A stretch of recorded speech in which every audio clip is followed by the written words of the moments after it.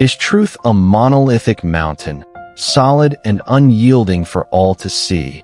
Or is it more like a flowing river, its form ever-changing with the currents of perception and the banks of the observer? This very question, this dance between the absolute and the personal, has echoed through the corridors of human thought for millennia, and often, the most profound insights are veiled in the simplest of stories, much like an ancient tale from the Indian subcontinent. Imagine a bustling village, alive with anticipation for an elephant, a creature of legend, has been brought for the first time. Several wise men of the village, all of whom were blind, were eager to understand this marvel. Led to the great beast, each reached out to touch it. The first, grasping the tusk, proclaimed, "An elephant is like a sharp spear." The second, whose hands found the trunk, declared, "No, it is like a writhing snake." Another, feeling a sturdy leg, insisted, "You are both mistaken. An elephant is like a mighty tree trunk." A fourth, holding the tail, argued, "It is nothing more than a rope." The fifth, touching a large ear, described it as a fan, while the sixth, pressing against its broad side, was convinced it was a solid wall. A heated debate erupted, each man certain of his own experience, each dismissing the others as fools. Their partial truths, mistaken for the whole, had led them not to understanding, but to conflict. The Parable Gate. Legend tells of the city of shifting sands, a place whispered about in caravanserais and Bedouin tents, a beacon for seekers of truth. It was said that the city revealed itself only to those who truly yearned for understanding, but what it revealed was never the same. To Alaric the cartographer, a man of maps and measures, the city appeared as a marvel of precise geometry, its walls aligned with the cardinal points, its towers marking celestial events. He meticulously charted its streets, its buildings, its fortifications, convinced he was capturing an objective reality, a fixed truth that could be recorded and shared. His maps were masterpieces of detail, yet when others tried to follow them, they often found the city had subtly altered or vanished altogether, leaving only Alaric's confident lines on parchment. To Soraya the poet, a woman whose heart resonated with the desert's subtle moods, the city was a place of ever-changing light and shadow, its forms fluid, its colors shifting with the emotions of the observer. She wrote verses of its ephemeral beauty, its dreamlike quality, capturing a relative truth, a truth experienced through the prism of her own soul.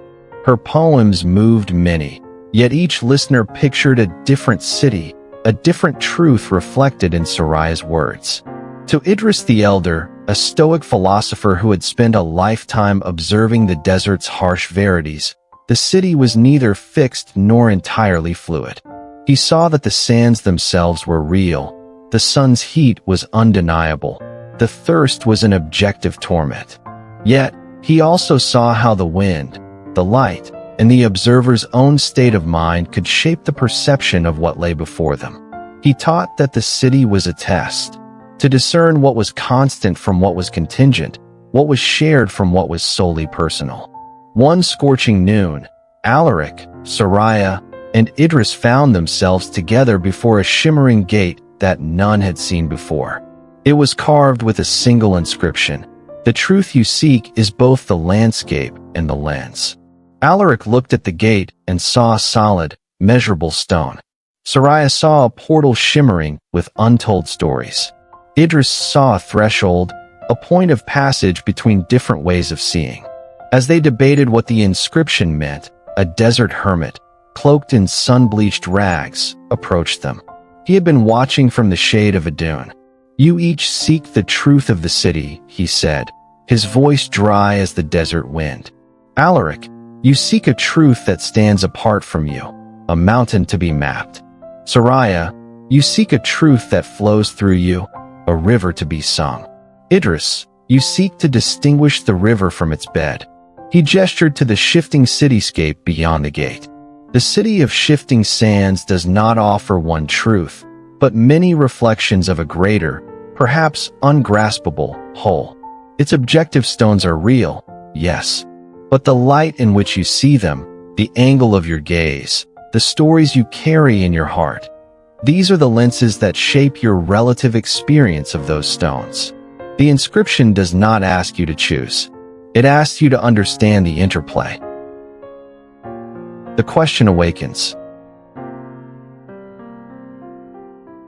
What is truth?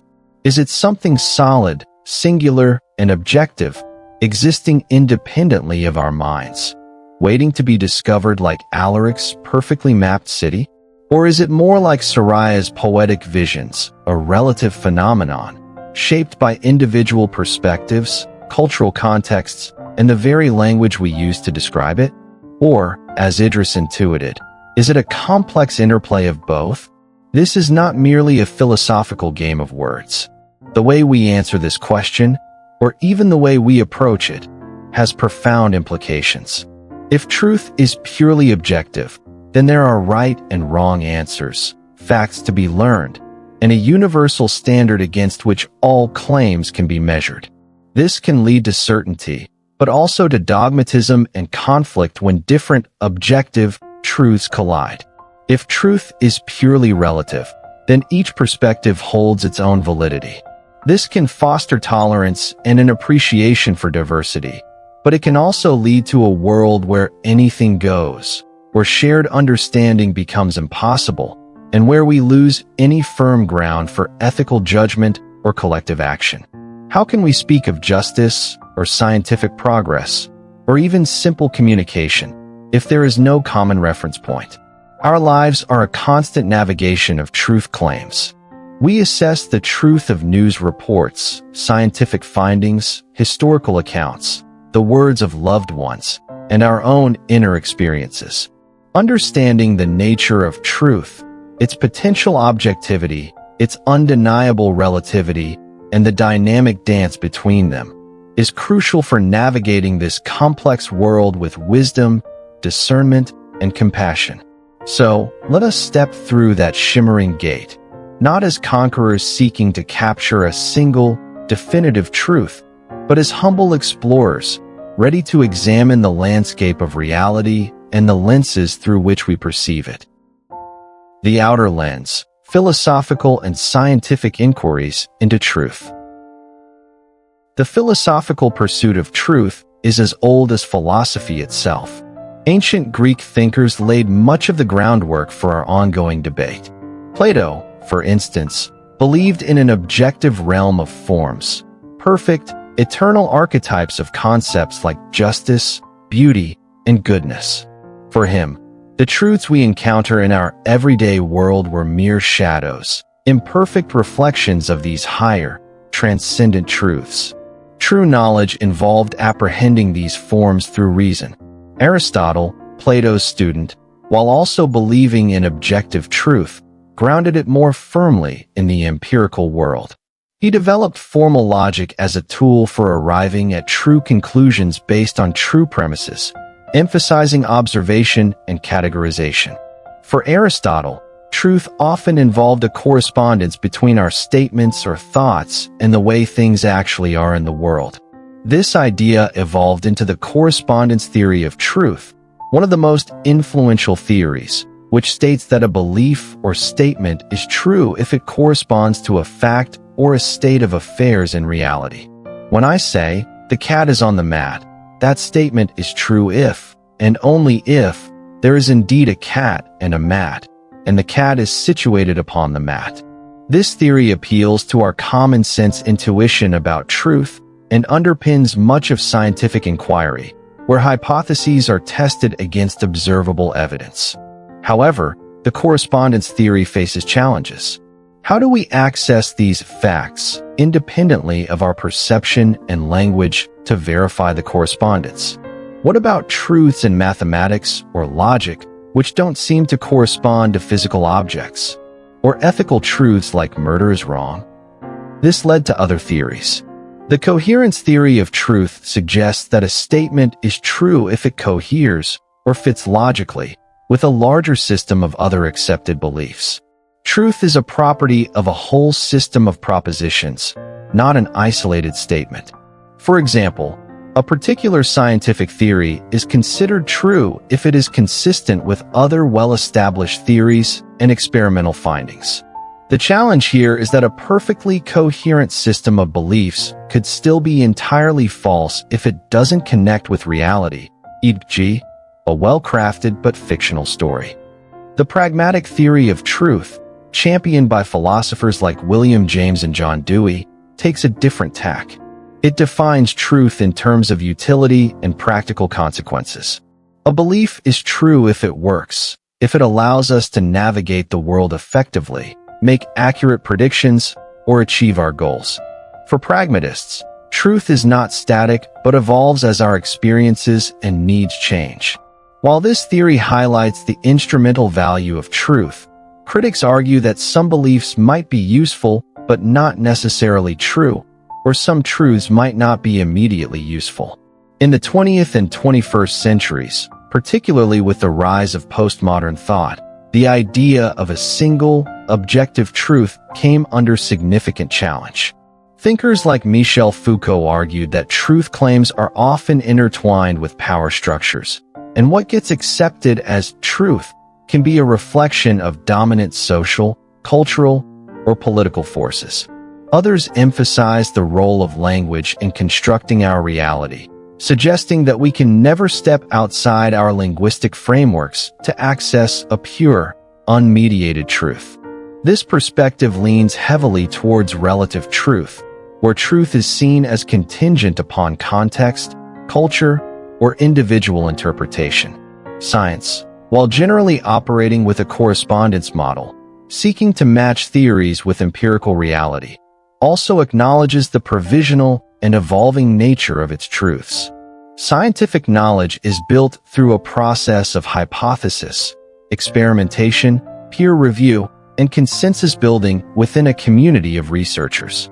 Theories are accepted as true based on the weight of evidence and their explanatory power, but they are always open to revision or replacement in light of new data. There's an inherent humility in the scientific process, an understanding that current knowledge is the best approximation of objective reality we have, but not necessarily the final word. Consider the wave-particle duality in quantum physics. Light can behave as both a wave and a particle, depending on how it's observed.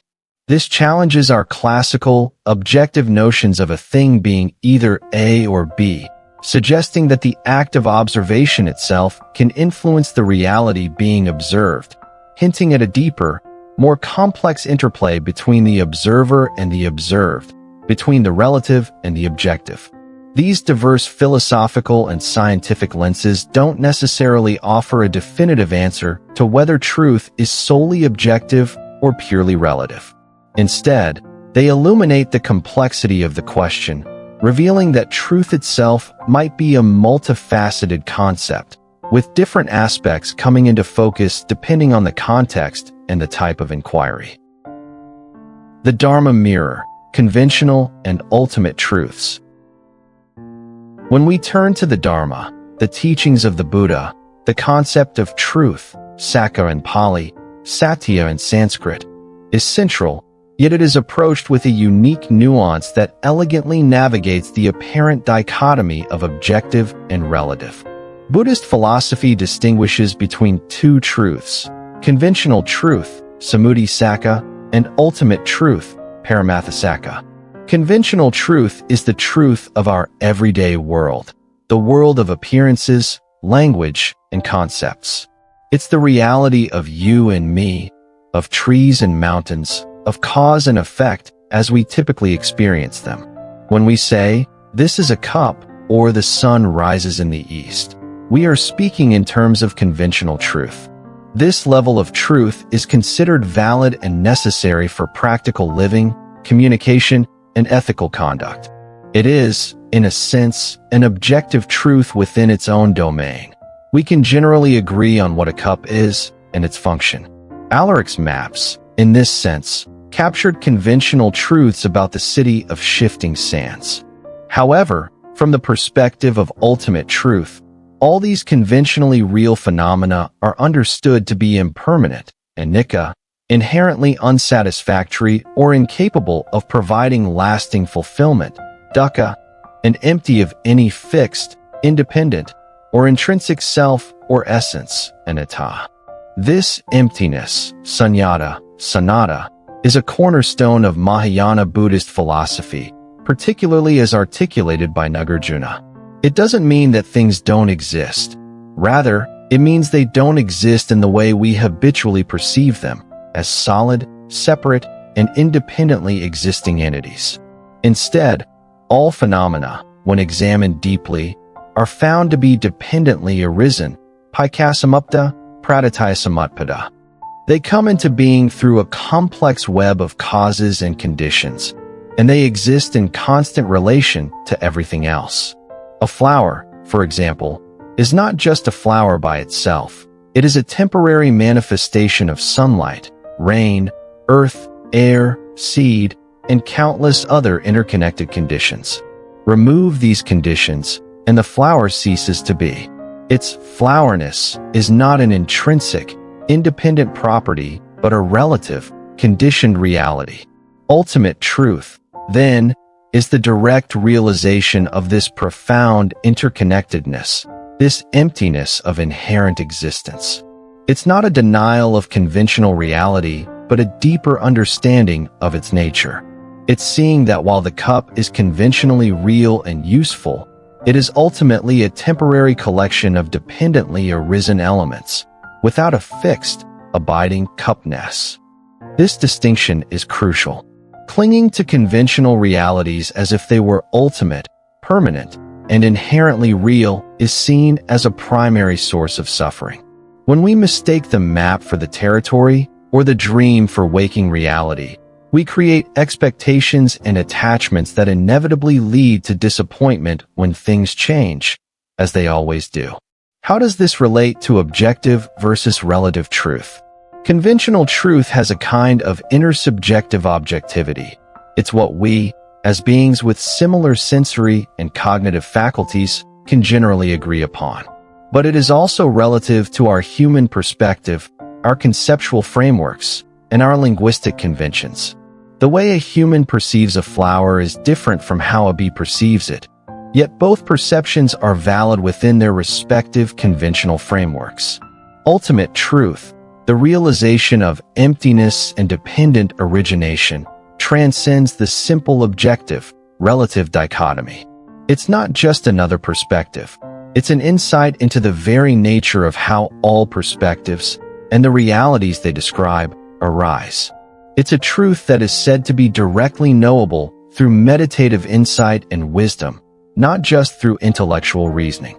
It is objective in the sense that it describes the fundamental nature of all phenomena, yet it is realized subjectively, through a profound inner transformation. Nagarjuna used rigorous logic to deconstruct the notion of inherent existence, showing that our concepts of self, other, cause, effect, and even truth itself, when pushed to their limits, reveal their conditioned and empty nature.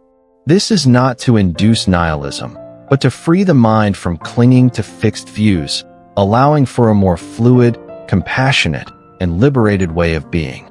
The Buddha himself often adapted his teachings to the capacity of his audience, sometimes speaking in conventional terms, sometimes pointing towards the ultimate.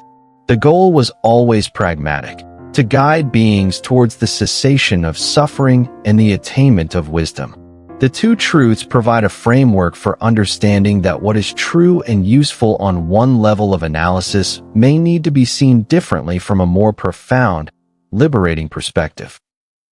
The inner shift, from belief to wisdom, from duality to non-duality. The hermit at the gate of the shifting city pointed to an interplay. The truth you seek is both the landscape and the lens. This suggests that our journey towards understanding truth involves not only examining the external world, the landscape, but also, and perhaps more importantly, refining the instrument of perception, the lens, our own minds. Moving from a superficial grasp of truth to a deeper, transformative understanding requires an inner shift. In the context of the two truths, this means learning to navigate conventional reality skillfully while simultaneously cultivating insight into ultimate reality. It's about not being fooled by appearances, yet not negating their practical importance.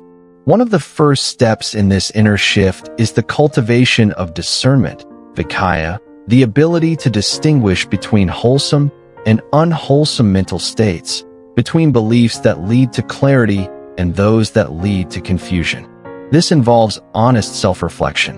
What are my deeply held beliefs about truth? Where did they come from? Are they based on evidence, authority, emotion, or habit? Am I willing to question them? This is where the Buddhist concept of faith, saddha, becomes crucial. It's not blind acceptance, but an inspired trust that motivates investigation. It's like trusting a guide who points the way to a hidden spring. You trust enough to start walking, but you still need to find the spring and drink the water yourself to verify its existence and quench your thirst. Similarly, we might have faith in a particular teaching about truth, but genuine conviction arises only when we investigate it and see its validity through our own experience. This investigation often involves challenging our innate tendency towards dualistic thinking, seeing the world in terms of rigid dichotomies, true-false, objective-relative, self-other, good-bad. While these distinctions are often necessary for conventional understanding, clinging to them as absolute can obscure the more nuanced, interconnected nature of reality. The realization of emptiness, for example, points towards a non-dual understanding where the perceived separation between subject and object, knower and known, begins to dissolve. Practices like mindfulness meditation are essential tools for this inner refinement. By observing our thoughts, emotions, and sensations without judgment, we begin to see how our minds construct our experience of reality. We notice our biases, our projections, our habitual ways of labeling and categorizing. This awareness creates a space for choice, allowing us to step back from our ingrained patterns and see things with fresh eyes. We become less reactive to our own internal states and more open to perceiving truth beyond our conditioned filters. As we cultivate mindfulness and insight, vipassana, we may start to experience moments where the conventional solidity of the world softens. We might glimpse the impermanent, conditioned nature of things we once took for granted. This is not a frightening loss of reality, but an opening to a more profound, liberating truth, the truth of interconnectedness and constant flow. Saraya's poetic, fluid perception of the city, while perhaps initially seen as purely subjective, might, from this perspective, contain an element of ultimate truth by reflecting the ever-changing, dreamlike quality of conditioned existence. This inner shift is not about rejecting conventional truth or abandoning reason. It's about integrating different ways of knowing. It's about using our rational faculties to analyze and understand, our empirical senses to observe the world, and our contemplative capacities to directly experience the deeper nature of mind and reality. It's about holding conventional truths lightly, knowing their utility but also their limitations, while aspiring to the liberating wisdom of ultimate truth. The journey towards understanding truth, then, becomes a path of continuous learning, unlearning, and relearning. It's a process of refining the lens of our perception so that it reflects the landscape of reality with ever-increasing clarity, wisdom, and compassion. The reflection echo. As our journey through the shifting city of truth draws towards a reflective pause, we find ourselves not with a single, definitive map, but with a richer appreciation for the terrain and the many ways to navigate it. The echo that returns from the heart of this inquiry is not a simple answer, but a series of resonant questions that invite ongoing contemplation. Is truth a distant star, fixed and objective, that we strive to reach? Or is it the very light by which we see, relative to our position and the quality of our instruments? The wisdom traditions, and indeed our own deepest experiences, seem to suggest it is profoundly both, and perhaps more. We've seen that conventional truths, the shared understandings that allow societies to function and science to progress, possess a kind of objective validity within their specific contexts. Alaric's maps are useful for navigating a certain understanding of the city. Yet, we've also seen that these truths are built upon foundations that, when examined closely, reveal their relative, conditioned, and constructed nature. Ultimate truth, as pointed to by the Dharma, suggests a reality that transcends these categories, a truth of interconnectedness, impermanence, and emptiness that is not merely another viewpoint, but an insight into the very ground from which all viewpoints arise. This is not a truth to be possessed, but a realization to be embodied. So, what does it mean to live truthfully in a world where truth itself is so multifaceted? Perhaps it means cultivating an intellectual and spiritual agility, a willingness to hold multiple perspectives, to appreciate the utility of conventional truths while remaining open to the profundity of the ultimate. Perhaps it means recognizing that our search for truth is inseparable from our own inner development. The clearer our lens, our mind, free from the distortions of craving, aversion, and delusion, the more accurately we can perceive both the conventional landscape and the ultimate ground. What if the most profound truth is not a destination to be arrived at, but a way of traveling, with an open mind, a compassionate heart, and a courageous willingness to embrace both the certainty and the uncertainty, the objective and the relative, as inseparable aspects of this mysterious, magnificent existence? What if the shifting city is not a place to be definitively mapped or poetically captured, but a constant invitation to refine our vision, to deepen our understanding, and to live in ever greater alignment with the flow of reality itself? The nature of truth is a question that can accompany us throughout our lives, its facets revealing themselves as we grow and learn. This exploration is but a single footstep on that vast journey. If this inquiry into objective and relative truth has sparked your own reflections, we invite you to continue the conversation with us at the Noble Wisdom Path. Subscribe to our channel for more explorations into the great questions of existence. If this episode resonated with you, please offer it a like. And we warmly invite you to share your own perspectives on truth in the comments below. Is it primarily objective for you, relative, or an intricate dance between the two? Your voice adds to the richness of our shared understanding. May your path be illuminated by wisdom, guided by compassion, and may you find your own authentic way to live in harmony with truth.